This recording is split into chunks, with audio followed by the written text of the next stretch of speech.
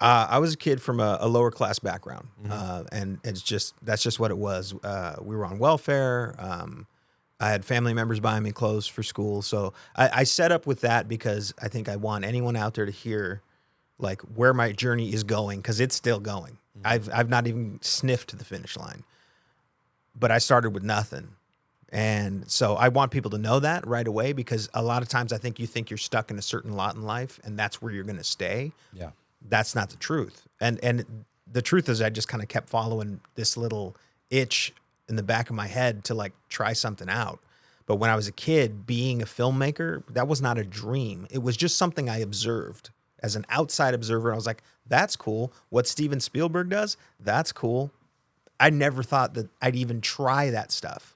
It was not in my head as a kid growing up. So you ride your bikes, you run around, till well past the sun goes down, um, and just live life and just had a lot of experiences. And that's what early life was. Yeah. And then in college, and again, being somebody from a low income background, I was going to community college. I was paying my own way through. My parents couldn't help me, and I found out about a program that I could go for my community college and tag into San Diego State. Oh yeah. And I was like, well, Go that would be go cool. Aztecs. Yeah, go Aztecs, fight, right? And I was just like, well, it'd be cool to graduate from a college, like from a 4-year college. I go, what do I got to do? And they go, you got to pick something and then do these amount of classes and pass them and we'll get you over there. So I was like, cool. What the hell do I want to do? I had no idea. I had no dream. Most college kids don't. I really didn't. But I was like, I like movies. Those are cool. I was a rapper at the time. Let's with go. with my friends, and we were just having fun being creative people. Can we find this online somewhere? I wish. Not enough of it's online, unfortunately, and it's like it's all kind of lost to time, unfortunately. But I would just grab my friend's brother's camera and just film the stuff we were doing. No intention. I'm not a filmmaker. Nothing. We were just documenting the fun we were having. Yeah. And then at that time, my buddy was like, "Hey, do you like this is fun? So just shoot my little commercial for my next album that's coming out." And I was like, "Yeah, fine, whatever."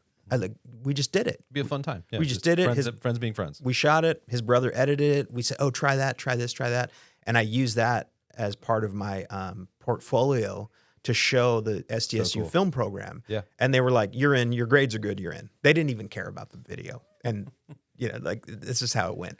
Then I end up at San Diego State with no pretense. I'm not like I'm going to be a director.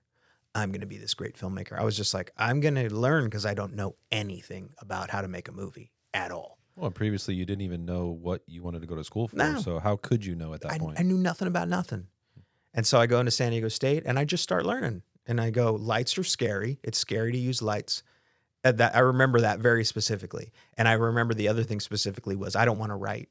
And I think now I understand why. I think I have a touch of dyslexia and it's tricky. I didn't understand that screenwriting would actually be great for someone with dyslexia because it's all about white space and it's all about like not having to make dense text. Actually, it's about being super efficient with your words. And so those were the two things I was like, I need to avoid lights and writing. So whatever else. And then it was finding my team, finding people I liked working with, just period. And I found that when we were in these little groups, everyone was so fixated on like the camera because they just wanted to play. We were shooting on film. And so everyone was so fixated with that. Nobody was doing the shot lists and nobody was like really helping the actors out. And so I was like, I know how to do a shot list. That's fine. Like they taught us how to do it and it clicked with my brain to organize how we're going to execute the day's work. And so I was doing the shot lists and I was talking with the actors right before we rolled because everybody's like swarming around the camera because they really want to play with the camera. Yeah, and you're like, I want to do something that no one else is doing. Like, Yeah. what can I learn that I can be like my own thing? Yeah. And so I was like, I'm gravitating towards these things. And so those things turned into directing.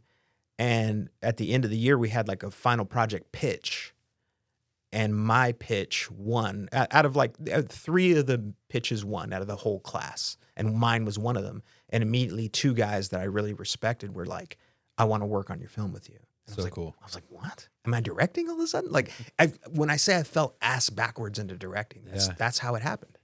That's so cool. That's such a fun story. Thanks for spending your time with us today on the More For Me and You podcast. If you've made it to the end, we appreciate you. Now, go do us a quick favor. Please like, comment, and share this episode. And before you go, don't forget to subscribe so you never miss an episode with the incredible guests we have coming up. You can also follow us at Momi2 Podcast on Instagram and on TikTok.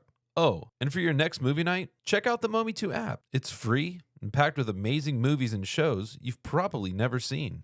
Until next time, take care, stay safe, and we'll see you in the pod.